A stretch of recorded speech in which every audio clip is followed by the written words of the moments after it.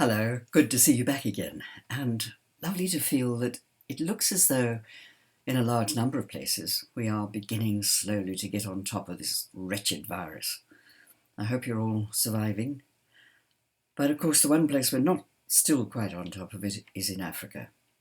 So our thoughts and our prayers are with you, everybody, in Zimbabwe at a very, very difficult time.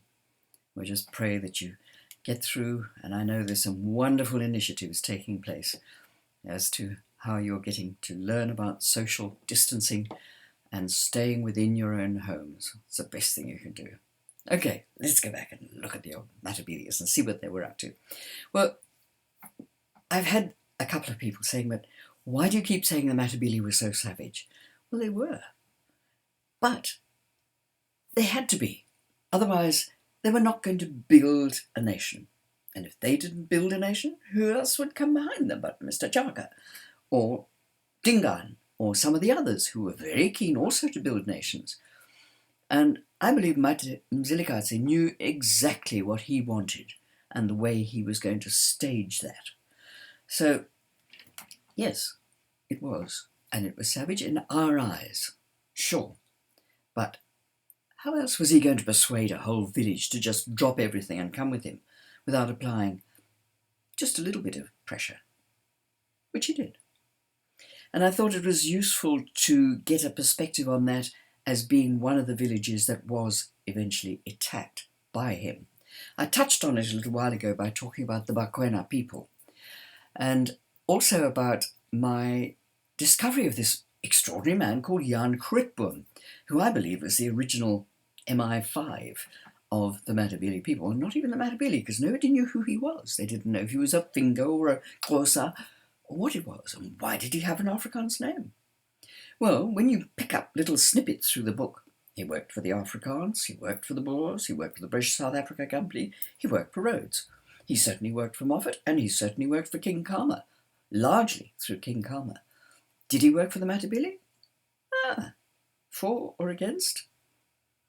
I guess on balance, probably against. So I needed a backstory for Jan Kritboom, and there was plenty of information around. And this is where the wonderful points of fact can be underpin the story of the fiction. And this is a particular episode which you can decide for yourselves whether it's fact or fiction. But it's a great story. So there we have it, back to the Bakwena people who had been really ahead of their time in the way they managed their sewage, the way they fed their cattle, the crops they grew, the strength of the young men, the beauty of the women. They were an extraordinary group of people of that Tswana grouping of tribes. Extraordinary group. They'd been in one place for 30 years. Very, very unusual. And so, as I mentioned a couple of weeks ago, Mzilikazi came to live with them. And they realized when they saw him on the horizon it was better to be friends than to fight them. So he came to live with them, put a regiment in with them, and just left them there to understand the Bakwena people. And of course, lovely, a 16-year-old called Motshodi. He wanted to be a Matebele warrior.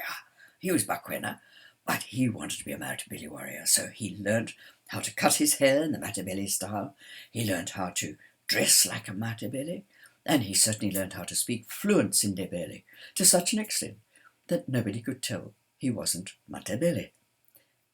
Until the day that the Matabele decided, and I mean, if you were Mzilikazi and you saw this incredible village of people who were so good at what they were doing, who were so disciplined, so strong, who knew so much about looking after their cattle and their goats, who knew so much about crops, I think I would have tried to take them over too. Anyway, when they struck, Motshodi ran. And he was a very fast runner, so he escaped to a little cave on the outskirts of the village, and he listened in horror to what was happening in his own village. When it had quietened down a bit, he went back in because he could hear hyenas, he could hear a leopard, and he knew there would be a lot of babies and young children left in the village. And he knew he had to get them. He also needed to check whether his mother and father had escaped or any of his brothers or sisters. So it was a tormented man who made his way back. Gradually, he found two groups of children. The first lot were 2 years old, 3 years, 4 years, then a second lot who were more like 6 to 8. But now he had to go back and provision them. So Motshodi took the oldest boy back with him, leaving the oldest girl to look after all the children. The boy was from the second group, and he was about 9 years old, but he was very frightened. Motshodi had to teach him to be brave. But he had seen that one hut, although it was burnt on the outside, was probably all right inside, and that was the hut where they kept all the rupoko and the millet. So off they went to try and retrieve some of those to take back to the children, who were now living in a beautiful little valley in the Magaliesberg mountains. Now, anybody who's been to the Magaliesberg, you know, it is full of these lovely little lakes and pretty little valleys, and often you have to go through great rock walls to get to it. Well, it was a perfect hiding place for Motshodi and his 17 children. But they'd now lived there for 3 years, and he just desperately needed help. He longed sometimes for his friend Pinde. Pinde was a San, or a bushman, and Pinde had come to Bakwena tribe one day because they had run out of water, and he came to fetch water, and he and Motshodi became friends. And they often used to go to these beautiful little valleys in the Magaliesberg for adventures of their own. And he wished Pinde was with him. But in the meantime, when the Matebele were busy making their new capital of Mhlanthlandlela, Motshodi crept back to what was left. And he found that there were still some goats and some chickens and some ducks there. And he'd carefully made some carriers of the reeds around the lake, bound up with string, rope, rimpi, and he put the goats, baby goats, and the ducks and the geese, and they all became quiet once they were inside, and he could carry them back. And the reason he took them, and this is an explanation given from Kuda, who was a district administrator, to Temba, was one of my friends, and this is about his great-grandfather. The reason he took the geese were that they were such good sentries. They made a big noise, cackling and attacking people they did not know. They also laid eggs. The children wanted to eat the eggs, but Motshodi said to them, no, they need to be grandparents before you can eat the eggs. Then there will be enough for everybody. Motshodi taught the children to hide, to be as still as death if danger was around. And once or twice it was, at one point 2 Boers came through, and they lolled beside the lake and looked as though they were going to spend the whole day there. They didn't hear a thing from the children. And eventually they left. Another time 2 Matebele warriors came down, and everybody was terrified, but they just looked around, and then they left as well. So Motshodi trained even the young children to be like guards for each other. The older children had to look after the younger children to make sure they did not go near the water until they could swim. Kuda continued the story. Nobody saw them. Nobody knew they were there. But Motshodi told me he felt so sad to see that his favourite baby girl, she was only 6 months when he found her in the village, and she would cry with tears running down her face, but no sound. Still no noise. She was too frightened. Motshodi would pick her up and rock her, but she wanted her mother. He cried inside for that little baby. And one day, she did not wake up. Motshodi told me about that little baby many, many times. Well, early one morning, there was a terrible cackling from the geese. The children fled to their hiding places. Motshodi! Motshodi! A loud whisper echoed round the cave. It was Pinde! Pinde! Pinde! The 2 friends danced and laughed. The children peeped out, wondering what on earth was going on. Then clip-clop behind him came Motshodi's 2 best goats. One was called Lololo, because she was always running far away, and the other was called Gopo, because he was just a stupid goat and he was always in trouble. "These goats came to find me," Pinde said.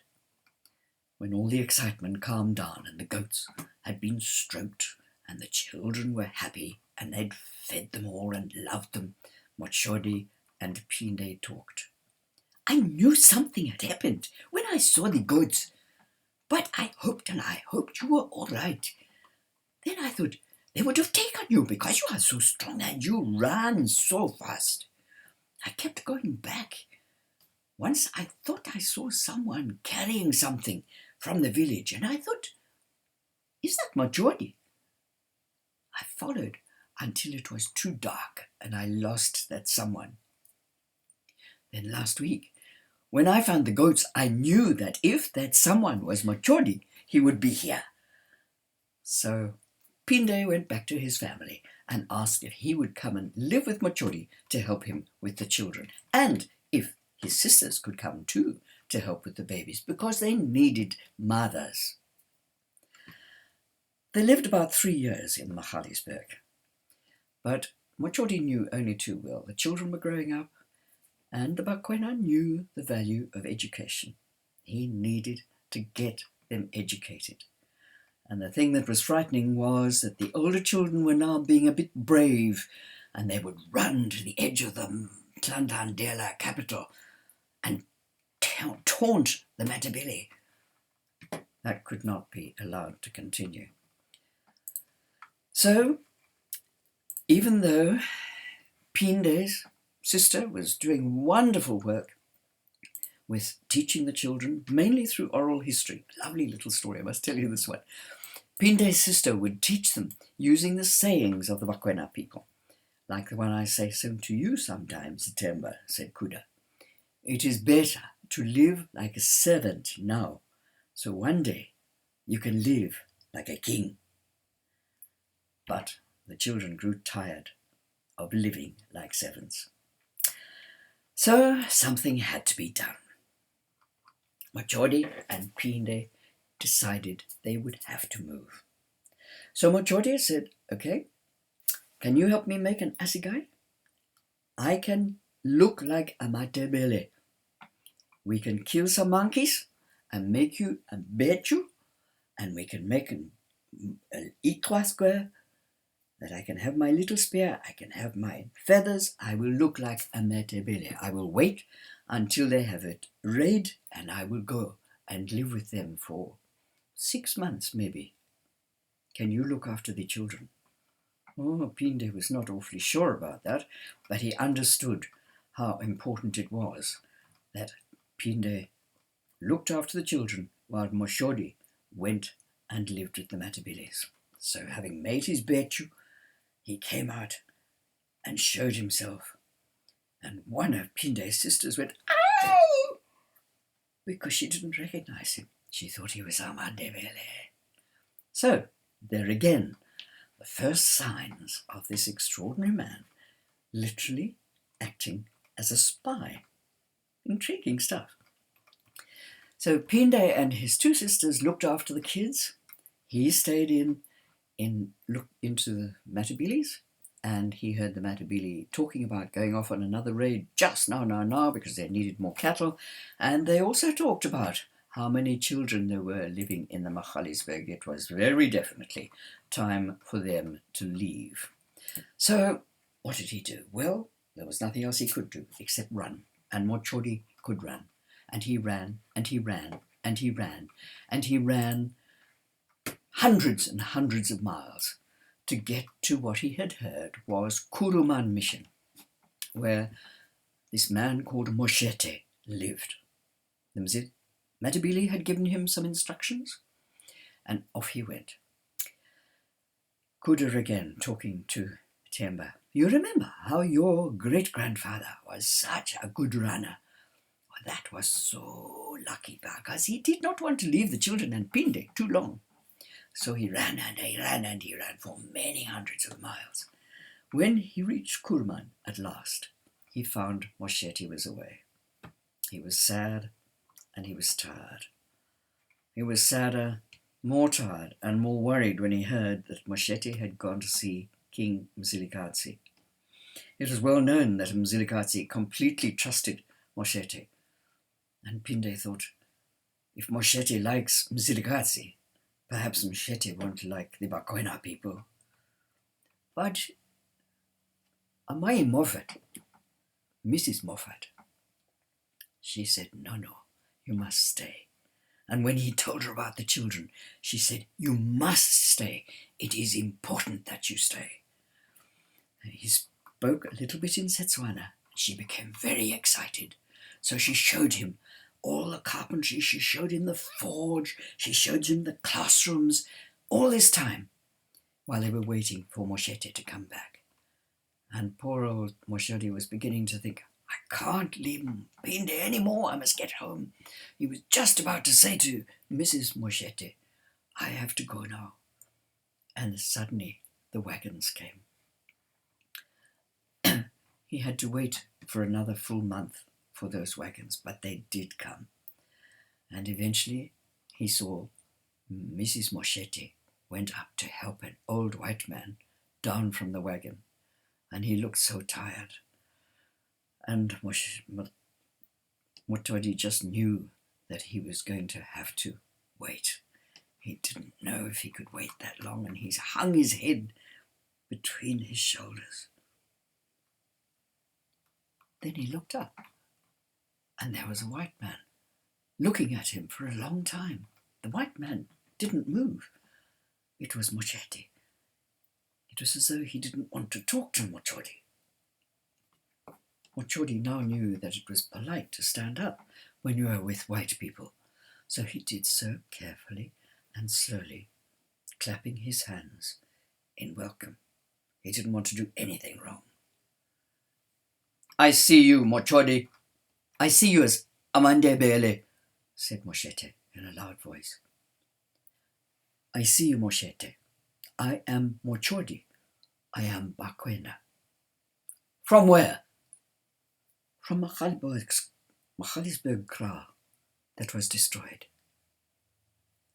Mhlanthlandlela walked to Motshodi to be nearer to him. He looked him in the eyes and he shook him by the shoulders as though he was angry. You cannot be. They are all dead. I am not dead. I ran from the Magaliesberg when the Matebele burnt our village. Then I went back. I have some children. Mhlanthlandlela put his hand on my grandfather's shoulder and he just cried. Then he knelt at Motshodi's feet. He looked to the sky and he spoke so softly, Thank you, Lord, for this remnant of your most persecuted people. And he translated, so Motshodi knew what he had said.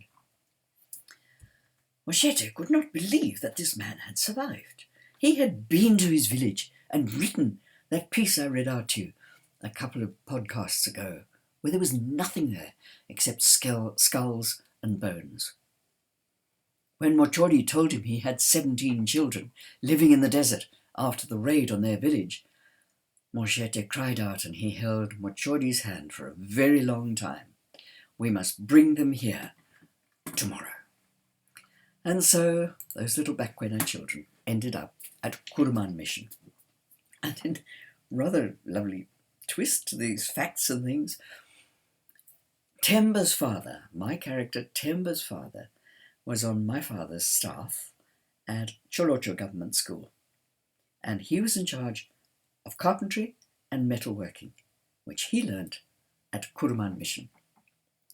So all these things tie in together. But I just thought that was a little vignette of what life must have been like for somebody who had actually escaped from the Matebele and who probably had an abiding fear and hatred of them for the rest of his life. Fact, fiction, I know the fact, I know the fiction. Perhaps you can decipher some of it and enjoy the historical process as you go along. Next week we're going to be looking at another character. He's an amazing little character, Prune. Prune was an orphan. His mother died in childbirth. Nobody knew where he came from, and his story is intriguing. Hope you've enjoyed it. Hope you'll enjoy me next Friday.